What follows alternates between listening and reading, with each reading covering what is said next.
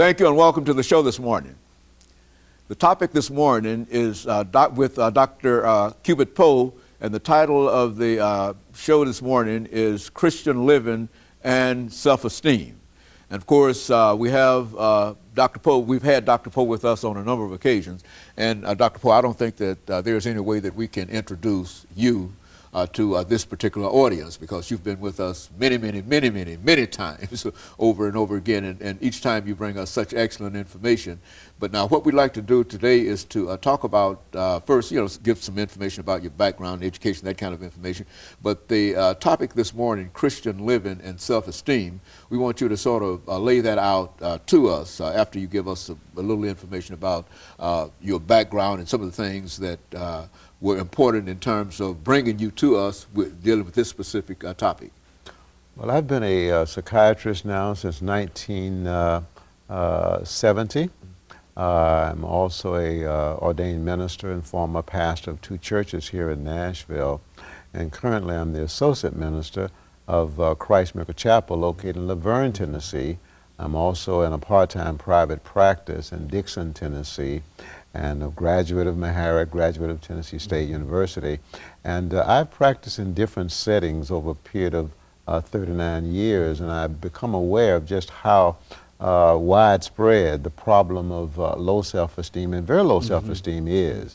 And so I've developed an interest in seeing the connection between Christian living and problems with self-esteem. Very good. And of course, the topic today is Christian living and self-esteem.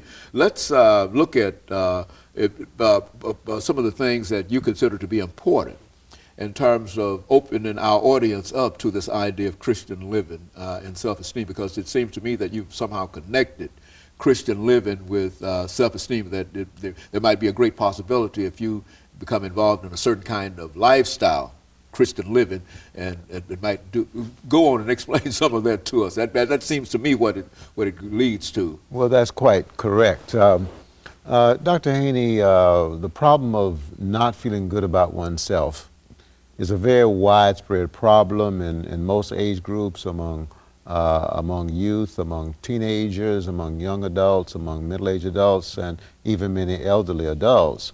And this problem of not feeling good about oneself is a very central problem and has so many different negative manifestations.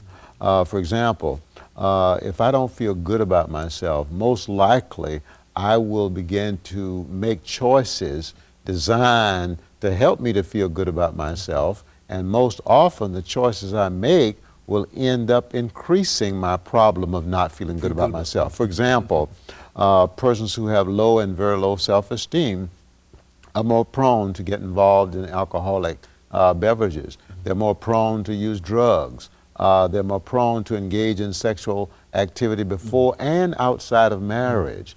They're more prone to overeat. They're more prone to smoke. They're more prone to be hostile in their attitude and in their actions towards other people. And so low self-esteem and its many manifestations is a major problem in our society today. It looks that way, which is to say that most of the things that you're talking about, and I think you've already characterized these as negative kinds of things that folks can become, and go on and explain and deal with that. Yes, and I think that it's important that we recognize that there are signs, there are symptoms of low self-esteem. For example, persons who are constantly complaining often have low self-esteem. Persons who remain in an abusive relationship often have low self-esteem. Persons who abuse other people mentally and physically, and of course sexually, have low self-esteem. There are many other signs of low self-esteem. For example, depression often is a sign of low self-esteem. Panic attacks, often a sign of low self-esteem. In some cases, insomnia can be a sign of low self-esteem. Craving excitement, craving pleasure is often a sign of low self-esteem. The persistent use or the habitual use of profanity often is a sign of low self-esteem.